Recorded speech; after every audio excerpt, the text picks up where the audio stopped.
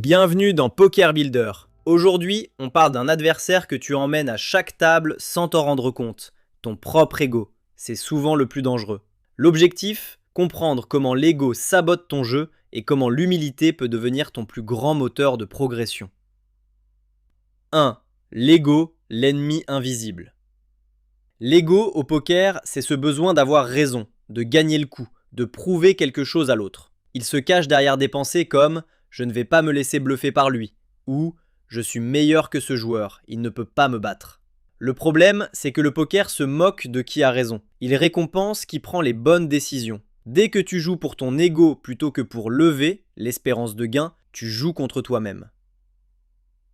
2. Les dégâts concrets de l'ego. L'ego se traduit par des erreurs très coûteuses et très reconnaissables. Le call d'ego. Tu paies une grosse mise, non pas parce que les cotes le justifient, mais parce que tu refuses d'admettre que l'adversaire pourrait avoir mieux. Tu payes pour ta fierté et tu perds. La vengeance. Un joueur t'a bluffé, alors tu veux absolument lui rendre la pareille au coup suivant, quitte à jouer une main pourrie. Tu transformes une table en duel personnel et tu oublies la stratégie.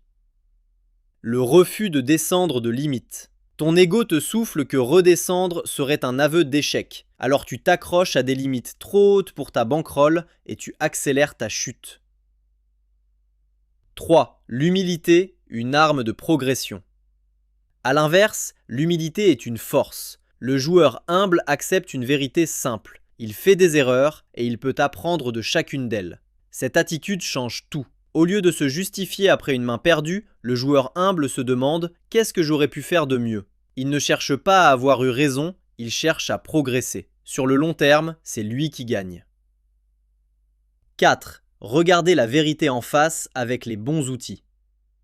L'ego adore les récits arrangeants. C'était juste la malchance, l'adversaire a eu de la chance. L'humilité, elle, s'appuie sur des faits. Et les faits, au poker, sont mesurables. C'est là que l'analyse devient précieuse. En revoyant tes mains avec méthode, tu confrontes tes décisions à la réalité, pas à ton ressenti. PokerBuilder.com propose justement des outils et des cours pour ça. Un tracker de session qui suit ton win rate sans complaisance et des guides de review de main pour identifier tes vraies fuites. Les chiffres ne flattent pas ton ego et c'est exactement pour ça qu'ils te font progresser. 5. Séparer ta valeur personnelle de tes résultats. La racine de l'ego, c'est de confondre qui tu es avec comment tu joues. Perdre un coup devient alors une blessure personnelle, à venger ou à nier. Le joueur mûr fait la distinction. Une main perdue ne dit rien de sa valeur en tant que personne. C'est juste un événement de jeu à analyser froidement. Cette séparation le rend imperturbable. Il n'a rien à prouver, il a juste des décisions à optimiser. Exemple concret. Un joueur te bluffe et te montre fièrement son bluff. Ton ego s'enflamme, tu décides de le payer très large au prochain coup pour ne pas te laisser faire. Il ouvre, tu payes avec une main médiocre juste pour lui et tu te retrouves à jouer un pot difficile hors de position avec rien. L'humilité aurait dit autre chose. Ce joueur bluffe beaucoup, note-le et attend une vraie main pour le punir avec méthode. La vengeance immédiate, c'est l'ego qui parle. La patience calculée, c'est le joueur gagnant.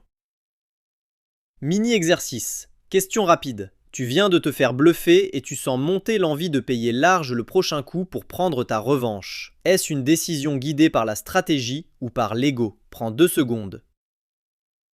Réponse: par l'ego. La bonne réponse à un joueur qui bluffe n'est pas une vengeance impulsive, mais une exploitation patiente. Tu notes sa tendance et tu attends une main solide pour le faire payer. L'ego veut avoir raison tout de suite, la stratégie c'est attendre.